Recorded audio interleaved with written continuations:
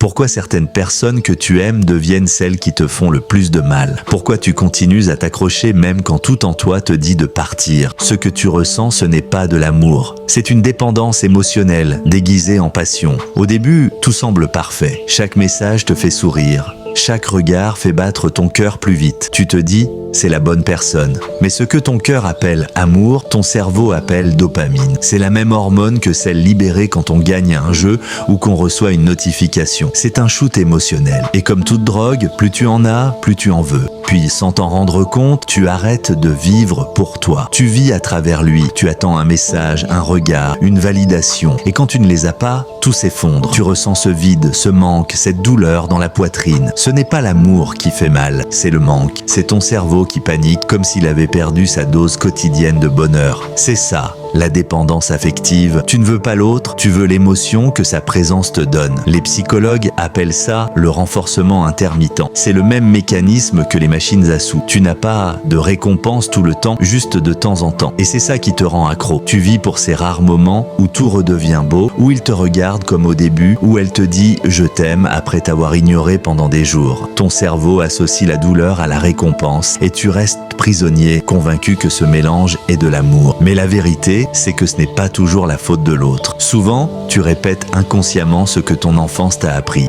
L'amour doit être mérité, il faut souffrir pour être choisi. Et si, enfant, tu as manqué d'attention, alors aujourd'hui, ton cœur recherche inconsciemment ce manque. Tu tombes amoureux des mêmes schémas, des mêmes blessures, des mêmes silences. Pas parce que tu es faible, mais parce que ton inconscient veut revivre l'histoire pour la réparer. Un jour, tu te réveilles, tu réalises que tu t'es perdu à force d'aimer quelqu'un d'autre. Tu ne sais même plus ce que toi, tu veux juste ne plus souffrir. Et c'est là que commence le vrai amour, celui que tu te donnes à toi-même. Pas celui qui te brûle, mais celui qui t'apaise. Parce que la vraie personne que tu devais sauver depuis le début, c'était toi. L'amour n'est pas censé te détruire. S'il te vide, s'il t'épuise, ce n'est pas de l'amour. C'est un signal de ton esprit qui te dit « rentre à la maison, apprends à t'aimer assez pour ne plus mendier ce que tu mérites. » Et souviens-toi, le véritable amour ne commence pas quand quelqu'un t'aime, mais quand toi, tu décides de ne plus te trahir. Et toi, tu crois que le vrai amour fait souffrir ou qu'il guérit?